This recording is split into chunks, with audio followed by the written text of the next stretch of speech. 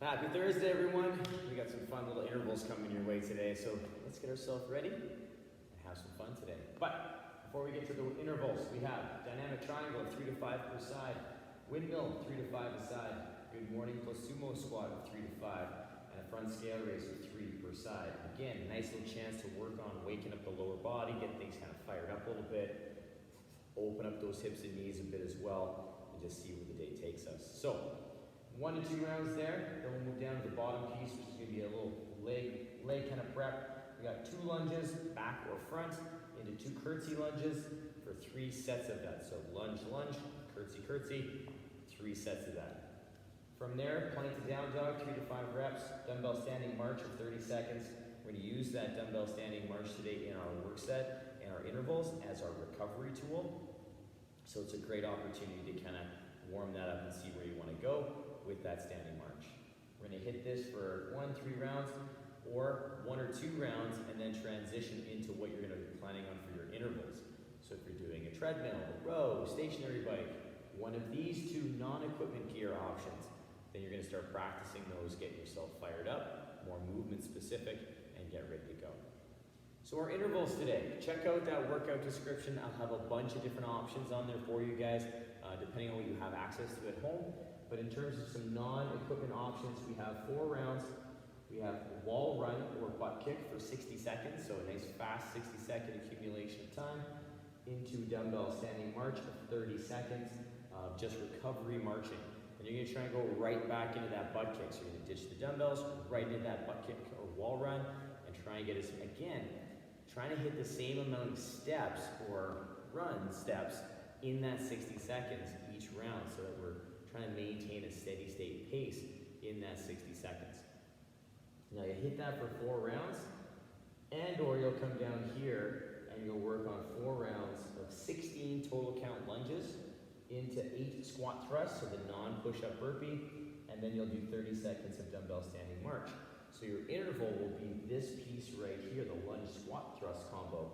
Trying to push the pace on that, finish it as fast as you can, and then recover. Finish it as fast as you can, then recover. So it's a nice opportunity to kind of work on some different types of intervals, work on that fast speed kind of sprint, then recover. So pick your adventure today with your intervals today. Again, if you have access to a bike, rower, treadmill, there'll be some other options on the bottom for you as well. Check that out. But for now, let's warm up. Let's get you ready. Get those feet under those hips. Let's take those arms big and tall up overhead. We'll reach it over to one side. We'll come back through and reach it to the other side. We'll come back up. We'll take it all the way down to the floor, touching those toes. We'll walk up those shins. Nice flat back as we come back down to the floor. Stepping into our lizard, we're going to plant that back knee down. We're going to press that hip and then come through outside hand. Reaching up to the sky.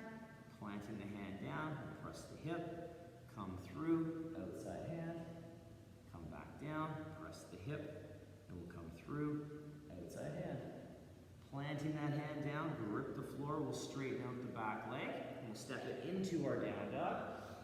From here, let's just walk our heels a little bit, because we did a little bit of skipping yesterday, so we want to make sure we stretch those calves out a little bit, make sure it feels pretty good. Things feel pretty solid. And we'll come back into our plank, step the other foot up into our lizard. Nice and square as we lower the knee, press the hip, we'll come through, outside hand, we'll come back down, press the hip, come through, outside hand, back down, and one more time, press the hip, come through, outside hand. Plant that hand, grip the floor, straighten out the back leg, step back into your down dog as we again walk those heels out nice and slow, just making sure things feel pretty good all around. We'll come back into our plank, pressing the floor away, tiptoe those feet all the way up. We're going to roll ourselves all the way up, vertebrae by vertebrae with a big old stretch. A little reach, a little reach. We'll come down with those hands. We'll rock and roll. Now, if you have any extra gentle movement you want to take down for yourself, take that down now. Pause the video, get yourself ready. We're going to come at you with some lower body work just to open up those those hips, knees, and ankles. Okay, we're going to start off with a little bit of dynamic triangle work. So our first little phase is all going to start up in this sumo stance. So I'm in this wider stance position, so my hips are nice and open. I'm going to turn a toe one direction to the side. The other heel is going to kick out, so my toe is on kind of an angle, which is going to set my hips up on an angle. I'll put my hand down to the thigh, screw the light bulb in overhead, and gently pull the hip back into that heel as I trace down my shin. Keeping this arm up to the sky, I'm going to reach all the way back up to the ceiling. I'll pull back into that hinge, and I'll come back up into that nice overhead position and work on maintaining that nice long torso as I keep that arm towards the sky the whole time. Now this is a movement you could load gently and lightly if you'd like to in the warm-up, but again, it all depends on how your comfort with this movement in this triangle. Always thinking initiate through the hip to get that nice hinge, to get that long body position. Now from here, we're going to come back into that kind of square sumo stance.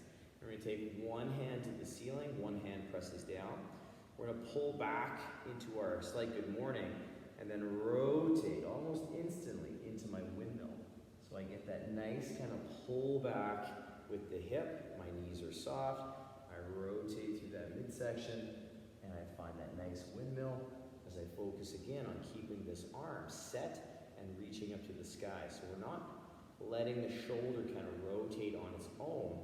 We're locking it in place and then letting that torso rotate. And that's what changes the shoulder orientation as I start to flow.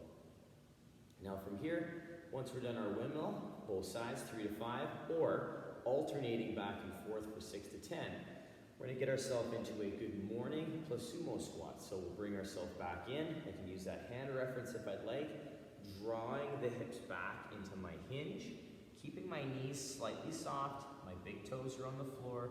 I'll stand up nice and tall. Then I'm going to take my hips towards my heels as I push my knees out towards the sides, so my knees are always tracking my toes. Now with the knee out action, it's a little bit more intensive in a sumo squat than it is kind of a normal squat stance, just because our feet are wider and there's more opportunity for them to collapse inwards. On the same token, we're not trying to push them out so hard that we roll up onto the edge of our foot and lift that big toe off the ground. So we want to really be careful with that and just make sure we're pushing them out enough that the toes and knees are following each other. From here, we're going to bring our feet in so they're under my hips. I'm going to point my toe out to the front. I'm going to work on some good balance. I'm going to work on a front scale raise. So I'm going to keep this balancing leg straight, lifting this leg up with the quad and the hip, and then control that descent down. So I lift up and come back down, trying to keep that leg as straight as I can and not worry so much about how high it gets, but the amount of control I have on the way up and on the way down, trying to alleviate any momentum in this movement and use that musculature to get that leg moving. As a quick recap, we have a dynamic triangle of 3 to 5 per side. We have a windmill of 3 to 5 per side. Good morning plus sumo squat for 3 to 5. And front scale raise for 3 per side. So chest is to fire up that quad, get those hips working. Pause the video, take that down. We're going to come back at you with a little bit more kind of lower body love, just to kind of wake things up a little bit before we start branching into the chosen intervals we're going to play with. Okay, our next phase, what we have is a little lunge complex. So we're going to do 2 lunges to the front or to the back, that's up to you, and then we're going to move right into a curtsy lunge. So again, we're going to break these 2 down first. Our regular lunge, we're looking at stepping and lowering, so this knee stays stacked over top of the heel, the back knee is under the hip, under the shoulder, and we're nice and stacked. Now I don't care if that back knee touches the floor or not, but we are going to lower it down enough that we can show control and work on tendering to our edge. Now our back lunge is the same. We're still trying to stack that knee over top of the heel, keeping the body nice and tall and upright. We're just going backwards, which requires a little bit more balance, but just in a different way. So it's very similar. Some people find back easier, some people find front easier. It depends on you. All we're trying to do is keep those knees nice and stacked on top of each other. Now with our curtsy lunge, it's a little different. What we're gonna do is we're going to step on an angle. And from here, we're looking at stepping on that nice 45. We lower down, knees stay stacked over top of the heel, back knee is still tucked under the shoulder, the hip and the shoulder. The only difference is I'm stepping on a 45-degree angle and lowering down. So we're kind of changing that kind of range of motion, that different kind of plane, and working on a little bit of rotation in the body. So the complex that we're gonna work on is lunge for 1, lunge for 2, curtsy lunge for 1, curtsy lunge for 2. And that would be 1 rep. So you'll do 4 repetitions in one little complex. You'll do that 3 times. Working on playing around with your positioning, getting those legs fired up, your balance, and just trying to smooth out that flow from front lunge or back lunge into curtsy lunge. Now from there, we're gonna move into our plank to down dog, just to kind of open up the upper body a little bit, get those hips going. So we're gonna press those shoulders a little bit up to the sky, nice and active. We're gonna press through the floor the entire time as we soften our knees, pull our hips back up and high. We're gonna find that good position, and then we're gonna come back into our plank.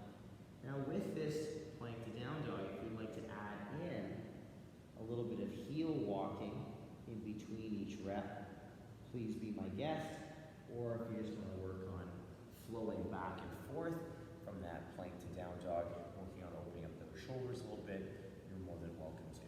So it's up to you, make it yours, have fun with it, and just enjoy that kind of chance to open up that upper back a bit. After that, we're going to move into the movement we're going to use in our recovery position today in our intervals, which is the dumbbell standing lunge. Now with the dumbbell standing lunge, what we want to focus our attention on is a nice tall posture. My upper body, very static, right? Very kind of pulled together and solid. So wherever we're holding the dumbbells, all right, we can just allow those arms, those upper bodies to do the work, and then let the legs just move freely so that we can just kind of play around with that stabilization for the upper body and the dynamic movement of the lower. So we're gonna have those dumbbells preferably down to the side in that suitcase, but if you'd like to rock the front rack, even though we did front squats yesterday, you can do the front rack, or you can even do a goblet position as well. And we're gonna work on lifting that knee straight up, keeping the heel close-ish, so we're not out here with that leg, all right? We're keeping that heel kind of relaxed and back. And we're gonna pick that foot up, and pick that knee straight up, keeping that balancing leg nice and straight, just transitioning our weight back and forth. Now with this standing march, what we want to think about is a pace that you can just move for 30 seconds. This is not meant to gas you out. What it's meant to do, like last week's with the step overs, is keep a little bit of fatigue and the legs moving, but allow our cardio to recover. So I want you to move at a pace that you allow your heart rate to come down, your breath to kind of come under control. It's not about trying to add more fatigue and be tired going back into the next interval. We want to think about some nice gentle movement to get our heart rate down a bit. So whatever pace that happens to be for you, that will be different for everybody. So I want you to find that pace. A good rule of thumb would be if you notice that your heart rate's not coming down, you're probably going too fast with that march, or you have a little bit too much weight in that march and your body can't really recover because it's trying to work too hard to maintain position. So think about that. Think about, is my heart rate coming down? Am I moving too quick right now for this? Because we want to use it as recovery. Now this little triplet piece here is going to lead us down one of 2 paths. It's going to lead us right into our intervals, or it's going to lead us into a practice round or 2, switching gears into either a machine, with a row, treadmill, bike, whatever it happens to be, or it's going to move us into a quick practice round of one of our 2 variations, of our non-equipment variations of our intervals today. So hit this little triplet up that we just went through, two times, 3 times, maybe depending on what you're planning on doing. Then we're going to move into a little practice round to get your heart rate really jacked up and ready for action in terms of the equipment and the movements you're going to use in the workout. So pause it, rock this, get her done. We're going to come at you with our 2 non-equipment intervals and or your intervals of your choice. All right, you guys, we've made it to the first little phase of our work. So interval version number 1, we have 4 rounds, wall run, butt kick, 60 seconds, trying to keep a consistent number of steps in that 60 seconds throughout our 4 rounds. And then we have a dumbbell standing march of 30 seconds, so less time on the recovery metric in between our intervals this time. So our butt kick today is going to be, again, as a quick review, standing nice and upright. My arms are about a 90 degree, just like they would be if I was running. But I'm going to work on pulling that foot up under my hip, creating this figure 4 kind of position through my leg. And I'm going to take that back and forth. And I can run this, I can jog it, I can sprint it, I can do whatever I need to do, whatever pace I can maintain or push for 60 seconds. Now with the wall run variation, it's very similar, except I'm going to be leaning into a wall slightly, pushing into the wall, hands are just kind of below the shoulders, but I'm still working on pulling that foot underneath of my glute and my hip, so I still create that figure 4. The only difference is I'm leaning into the wall a little bit, so I'm still hitting that same pose position while I do this movement. So that's something to keep in mind as well. If you're choosing to do the wall run, the only difference between the wall run and the butt kick, we're just shifting into the wall. Then the only difference between a wall run and an actual run is the wall. So if the wall was just sort of magically taken out of your wall run, you would just start running. All right, you wouldn't fall over, you would just start running. So just keep that in mind. It's very similar to these key movement patterns. Now that's interval number 1. You have a choice of that variation, or we can work on this second version, which is 4 rounds. You'll do 16 alternating empty-handed lunges, nice and fast. All right, forward or backwards, 16 total count. Then you'll do 8 squat thrusts. So the squat thrust is our non-push-up burpee. So we pop back, pop in, little hop, or step back, step in, little hop, and you'll hit that for 8, and then you'll go right into your dumbbell standing march that we covered in our previous warm-up. So if you do need some key reminders or points of performance, scroll back, check that out. It's there in that previous warm-up we just covered. So our interval piece we're trying to keep consistent would be the lunge squat thrust. The dumbbell standing march is our recovery tool, so we're trying to use that standing march to get our body moving and our heart rate coming down. So key thing with these intervals, you guys, hit them hard, hit them strong, try and finish them about the same amount of time each round. The first variation, try and get the same amount of steps in that 60 seconds each round, because that'll tell you if you're going faster or if you're slowing down a little bit or staying about the same pace over the course of these 4 rounds. All in all, regardless of what interval you choose to take down, it's going to be a nice, good chunk of work in terms of that steady flow cardio state kind of piece. So have some fun with this one, you guys. Rock some good intervals and enjoy. I hope you guys have fun with this one today. Tomorrow, Friday, we're coming at you with a nice big on the minute, so I hope you guys have fun with this one tomorrow. There's a lot of stuff going down, so enjoy and have fun. Moving into the holiday time frames, you guys, so stay tuned for some fun times. They're just around the horizon. So, have a great day today. Work for quality. See you tomorrow. Bye.